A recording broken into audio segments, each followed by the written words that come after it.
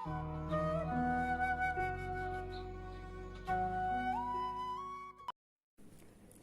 नमस्ते dear beautiful souls, Shivoham triple three channel पे आप सभी का बहुत बहुत वेलकम है।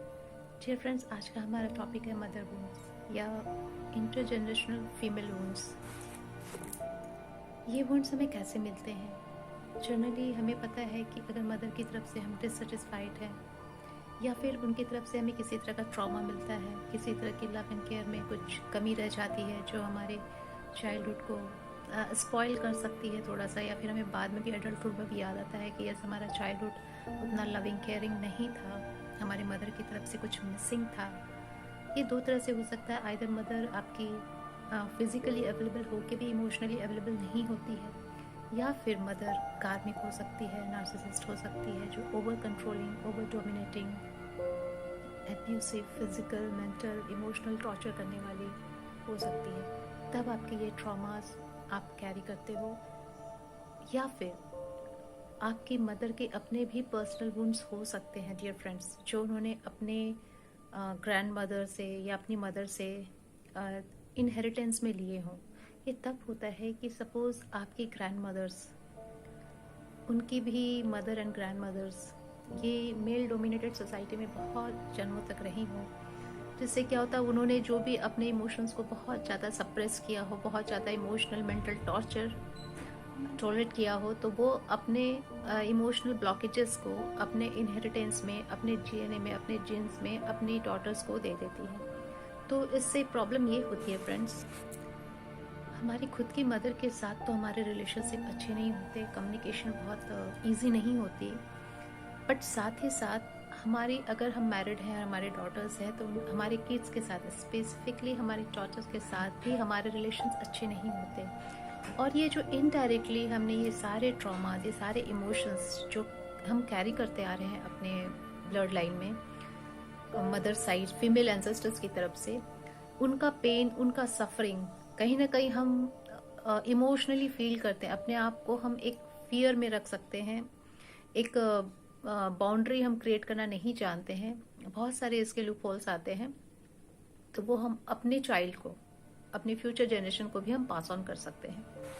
तो यहाँ पे हमने ये समझा कि सिर्फ मदर के हमारे साथ गलत बिहेवियर के कारण मदर वुंड नहीं आता है, बट ये जनरेशनल चला आता है हमारी ग्रैंड मॉम से, ग्रैंड के ग्रैंड मॉम से, उन्होंने जो भी सफ़र किया हो अपने टाइम पे, उनका जो भी सप्रेस इमोशन था उनके सबकॉन्शियस में, वो हेरिडिटी में चला आता है और हमें हमारी प्रेजेंट लाइफ में परेशान कर सकता है, हमारे किड्स के साथ हमें परेशानी हो सकती है, बहुत सारे। तो कैसे आप पहचानोगे, हाउ डू यू आइडेंटिफाइड कि हम मदर वुंड से पास ऑन कर रहे हैं, मैंने हमारे अंदर मदर वुंड वाली एनर्जीज हैं। फर्स्ट फ्रेंड, आप हमेशा अपनी मदर को जब भी याद करोगे, अगर वो अलाइव नहीं है तो you will not feel comfortable, या फिर आपको याद करने का उतना मन नहीं करेगा। सेकेंड, अगर आपके आसपास भी हैं, अगर फिजिकली वो प्रेजेंट भी हैं, तो भी आप कंफर्टेबल फील नहीं करोगे उनके साथ, आप ऑलवेज फियर में रहोगे, आप मतलब आप एक डिफरेंट डाइसी सिचुएशन में रहोगे कि आपको कभी लगेगा कि नहीं, मदर आपके लिए सब कुछ बहुत अच्छे से जानती है, वो बेस्ट जानती है आपके लिए, but at the same moment आपको लगेगा वो बहुत डोमिनेटिंग है, मतलब आप खुद कंफ्यूज रहोगे। जितनी भी फीमेल फिगर्स है आपके लाइफ में, आपकी बहुत ज़्यादा अंडरस्टैंडिंग उनके साथ रहेगी नहीं, रिलेशनशिप बहुत अच्छे रहेंगे नहीं, आपको समटाइम जेलसी फील हो सकती है, कॉम्पिटिटिव फील्स हो सकता है, राइट। आप बहुत ओवरली पीपल प्लेजिंग रहेंगे, क्योंकि ये आपके जनरेशनल फीमेल्स के सप्रेस्ड इमोशंस हैं, क्योंकि वो बहुत ज़्यादा पीपल प्लेजिंग थी, उन्हें बनाया गया था मेल डोमिनेटेड सोसाइटी के थ्रू, उनको इतना टॉर्चर किया गया था कि वो मजबूर थी सबको खुश करने के लिए, उनका लाइफस्टाइल वही था, तो वो इनडायरेक्टली आपके अंदर पास ऑन हो गया है। बहुत बार मदर डायरेक्टली भी पास ऑन करती है कि yes, you have to do this because we have suffered a lot, हमने ऐसा ही सफ़र किया है, एंड डॉटर्स को, औरतों को ऐसे ही रहना चाहिए, ऐसे करना चाहिए, मतलब उनको जो उनकी मदर, ग्रैंड मदर ने सिखाया, जो उनके हेरिडिटी में आया, वो आपको पास ऑन डायरेक्टली इनडायरेक्टली दोनों तरफ से कर सकती है। आपकी बाउंड्री बहुत वीक होगी, अगर आपकी बाउंड्री बहुत वीक है, मीन्स कोई भी आपको इमोशनल, फिजिकल, मेंटल अब्यूज कर सकता है और आप इजीली ले लेते हो, आपकी tolerance capacity for the poor treatment बहुत हाई है, तो भी आप मदर वुंड से ग्रसित हैं, आप उसको कैरी कर रहे हो। राइट। आपके अंदर डिप्रेशन, एंजाइटी, फ्रस्ट्रेशन, इस टाइप की चीज़ें फिजिकली आप देख सकते हो, राइट। क्या आपको लगता है कि आपको ठीक से रेज नहीं किया गया, अपब्रिंगिंग आपकी सही नहीं हुई, आपको और लव एंड केयर मिलना चाहिए था? क्या आप अपने इनर चाइल्ड, अपनी चाइल्डहुड को जब याद करते हो तो आपको लगता है कि क्या याद करना यार, कुछ अगर आपके फ्रेंड्स में कोई अपनी इनर चाइल्ड या चाइल्डहुड की बातें शेयर करता है तो यू फील वेरी मतलब सैड की, या फिर नॉट इंटरेस्टेड टाइप आपकी फीलिंग्स आती है? आप अपनी मैरिड लाइफ में बहुत ज़्यादा को डिपेंडेंट हो, टॉक्सिक रिलेशनशिप्स को कैरी ऑन करने के लिए आप मतलब एक तरह से मजबूर भी नहीं बोलेंगे, एक तरह से हैबिचुएटेड हो। तो ये हैबिट्स जो है ना, ये आपके जनरेशन्स पे भी आ सकती है या फिर डायरेक्टली आपके मदर वून से भी आ सकती है, जो कि आपकी मदर ने आपको ऐसा अपब्रिंग किया है कि you have to do this, you have to suffer, you have to go through this. तो आप ये कर सकते हो। तो फ्रेंड्स, बहुत सारी प्रॉब्लम्स आती है अगर हम मदरवुड से अगर हम पास ऑन कर रहे हैं तो बहुत ज़रूरी है, स्पेसिफिकली उन लोगों के लिए जो स्पिरिचुअल जर्नी पे है, जो ट्विन फ्लेम्स हैं, सोलमेट्स हैं, स्टार सीड्स हैं, उनके लिए बहुत। क्योंकि ये जो कैटेगरीज होती है ना फ्रेंड्स, ये ऐसा नहीं कि जनरल स्पिरिचुअल सीकर्स से कुछ अलग होती है। इनके साथ बस यही होता है कि इनको बहुत सारे कर्मास इसी लाइफ में डिजॉल्व करने होते हैं। तो और साथ ही साथ इन पे एंसेस्टर्स और ब्लड लाइन हीलिंग्स की बहुत बड़ी रिस्पॉन्सिबिलिटीज़ होती है।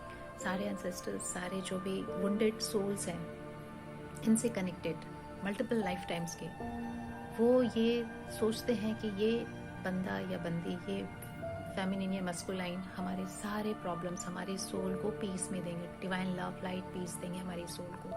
तो उनसे रिलेटेड जितने भी कर्म होते हैं, जितने भी कर्सेस होते हैं, वाउस होते हैं, जितने भी इस टाइप के वुंडेड एलिमेंट्स होते हैं, उनको हीलिंग के लिए, उनको हील करना इनके लिए बहुत बड़ी रिस्पॉन्सिबिलिटी होती है, जो इनको करना ही होता है। अगर वो नहीं करते हैं तो ये अपनी लाइफ में, 3D लाइफ में बहुत परेशान रहते हैं। इनका फर्स्ट रिस्पॉन्सिबिलिटी बोलिए या फर्स्ट कर्म यही बोलिए कि उनको वुंडेड सोल्स को रिलीज कराना होता है through healings and through meditations and through all this kind of rituals. तो अगर आप इन कैटेगरीज में हो तो आपके लिए मस्ट है मदर वुंडेड। अगर हमारी मदर के साथ इस लाइफ में अगर कोई प्रॉब्लम हो तो हमें इस मदर वुंड को हील करना ही करना है। और अगर सपोज उनके साथ हमारे रिलेशन अच्छे हैं, फिर भी हमें ये ध्यान देना है कि हमारी ब्लड लाइन में हमारी जो फीमेल एंसेस्टर्स हैं, हमारी ग्रैंड मॉम है, ग्रेट ग्रैंड मॉम है, क्या उन्होंने सफ़र किया था अपने लाइफ में? क्या मेल डोमिनेशन या बहुत तरह के टॉर्चर्स होते थे फ्रेंड्स पहले फीमेल्स पे, क्या वो सब गो थ्रू हुई थी? अगर हुई थी फ्रेंड्स, तो आज तक उनकी सोल जरूर वुंडेड हो रही होंगी। और ये रिस्पॉन्सिबिलिटी बहुत बड़ी आप पे बनती है कि आप अपनी ब्लड लाइन लिनेज में एंसेस्टर्स फीमेल्स जो हैं उनको पीस प्रोवाइड करें, उनको हीलिंग प्रोवाइड करें। और ये तभी होगा जब आप ये मदर वुंड हील करेंगे अपने लिनेज से, फीमेल एंसेस्टर्स लिनेज से। आप जब मदर वुंड हील करते हैं फ्रेंड्स, तो सारी सोल सबको फॉरगिव करके पीस में चली जाती है। तो इस मदर वुंड को हील करने के लिए we are going to announce a session, mother wound healing session. इसमें हम 2 मेडिटेशन रखेंगे फ्रेंड। एक तो सबसे पहले आपकी अपनी मदर के साथ, अपनी मदर के साथ हीलिंग होगी। अगर किसी तरह की प्रॉब्लम रही हो मदर के साथ चाइल्डहुड में, वो हील होगी, जिससे आपका कम्युनिकेशन बहुत सॉफ्ट हो जाएगा, सूदिंग हो जाएगा। आप एक बाउंड्री, एक हेल्दी बाउंड्री के साथ एक दूसरे से कम्युनिकेट कर पाएंगे। और साथ ही साथ आपकी मदर भी पीस में रहेगी। और आपके बच्चों, अगर बच्चे हैं तो ऑलरेडी तो वेल एंड गुड, अगर नहीं है तो भी इन फ्यूचर भी आप अपने किड्स के साथ भी बहुत अच्छी मदर डॉटर, मदर सन वाली आप फीलिंग्स में रहोगे, इमोशंस में रहोगे। एंड आप सेकेंड मेडिटेशन जो हमारा होगा वो फीमेल एंसेस्टर्स लिनेज की हीलिंग होगी। मदर से ऊपर वाले जो भी हैं, ग्रेट आपके grand mom, great grand moms, उनके साथ, उनकी मतलब जितनी भी आपकी ब्लड लाइन में जितनी भी फीमेल एंसेस्टर्स हुई हैं, उन सब की हीलिंग्स होगी सेकेंड मेडिटेशन। तो ये 2 मेडिटेशंस का ये वर्कशॉप रहेगा फ्रेंड्स। तो आई होप आप लोग को थोड़ी सी मैं क्लैरिटी दे पाई कि मदर वुंड होता क्या है, जस्ट जिससे कि आपको समझ आए और आप इस सेशन को ज्वाइन कर सकें। तो thank you so much friends. आत्मा नमस्ते।